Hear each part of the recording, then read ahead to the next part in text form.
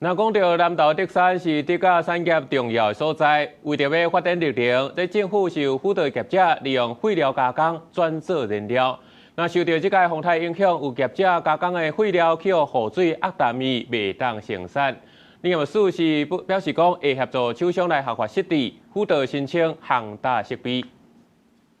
即届风台对中部嘛造成影响，像南投德山的竹仔产业的重要区域，逐工会产生15到20吨的竹仔废料，有业者利用来做竹粒啊，这是新一燃料的新兴产业。有竹仔加工业者讲，因一月日落爱150到180万吨的贵值原料，即回风台影响到交通，北部的竹仔无法度运落来。因才会当用风台正常抢收的竹仔来加工分类，互做竹粒仔的工厂。风台啊，这边来拢是北部较济啦，较严重，啊，都歹去啦，啊，就无得竹无得拆落来，那也袂用好，啊，就是爱休困，一直休啊。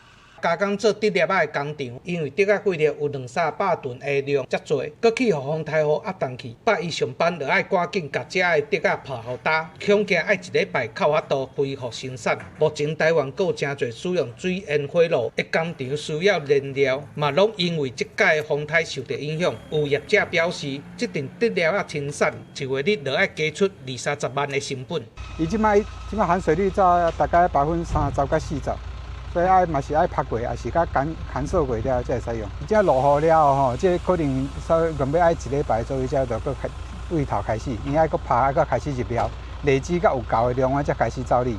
阮即个造粒，阮一工的量差不多在10吨左右啊。继续来辅导因，会当来取得一个合法的场所，互伊后摆若落雨了，袂受到雨水的影响。